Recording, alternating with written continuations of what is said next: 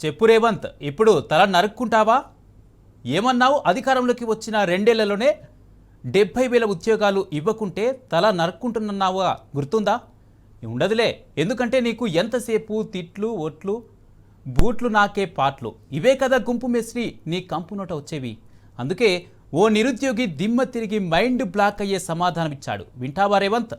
నువ్వేమన్నావో దానికి ఆయన ఏం బదిలిచ్చాడో ఓసారి విను. నిరుద్యోగ యువకులకు 70,000 ఉద్యోగాలు ఈనాడు మేము లెక్క కట్టి ఇచ్చినాం. కేసీఆర్ నీకు అనుమానం ఉంటే ఫామ్ హౌస్ లో నుంచి ఎల్పీ స్టేడియం రా, 70,000 మంది విద్యార్థులను ఉద్యోగాలు ఇచ్చిన వాళ్ళను తలలు లెక్క కట్టి లెక్క చూపితే ఒక్క తలకాయ తగ్గినా నా తల తీసుకుంటా. 70,000 ప్రభుత్వ ఉద్యోగాలు మేమిచ్చి చూపించినాం. ఈ గవర్నమెంట్ ఏం చెప్పిందంటే అప్పుడు ప్రతిపక్షాలు ఉన్నప్పుడు మేము సంవత్సరం 2 లక్షల ఉద్యోగాలు ఇస్తామన్నది. గ్రూప్ 2 2,000 ఉద్యోగాలు ఇస్తామన్నది. గ్రూప్ 3 3,000 అన్నది. ఇది కానిస్టేబుల్ భారీ నోటిఫికేషన్ అన్నది. మెగా టీఎస్ అన్నది. కానీ ఈ రోజు చూస్తే 2 సంవత్సరాలు అవుతుంది, కాలం గడిచిపోయి 2 సంవత్సరాలన్నర అవుతుంది. ఇంతవరకు ఒక్క కొత్త నోటిఫికేషన్ ఇవ్వాలి. గత గవర్నమెంట్ ఇచ్చిన 60,000 70,000 అనేది చెప్తుంది తప్ప ఒక్క కొత్త నోటిఫికేషన్ కూడా ఇలా కాలం గడుపుతుంది.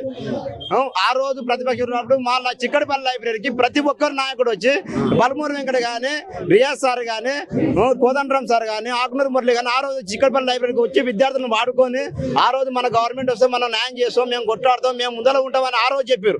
ఈ రోజు పదవులు రాగానే దొంగల్లాగా ఒక్కరికి ఇట్లా లైబ్రరీకి ఇంతవరకు రాలేదు. చిక్కడపల్లి లైబ్రరీ దమ్ము ఉంటే చిక్కడపల్లి లైబ్రరీకి వచ్చి మీరు మీటింగ్ పెట్టండి. అది తప్పు. సంవత్సరానికి 2 లక్షల ఉద్యోగాలు అన్నారు. 5 సంవత్సరాలు అనే మాట లేదు. సంవత్సరం 2 లక్షలు కనీసం ఇప్పటికైనా 2 లక్షలు ఇవ్వండి. 2 సంవత్సరాలు అయిపోయింది కదా, ఇప్పుడైనా 2 లక్షలు ఇవ్వండి.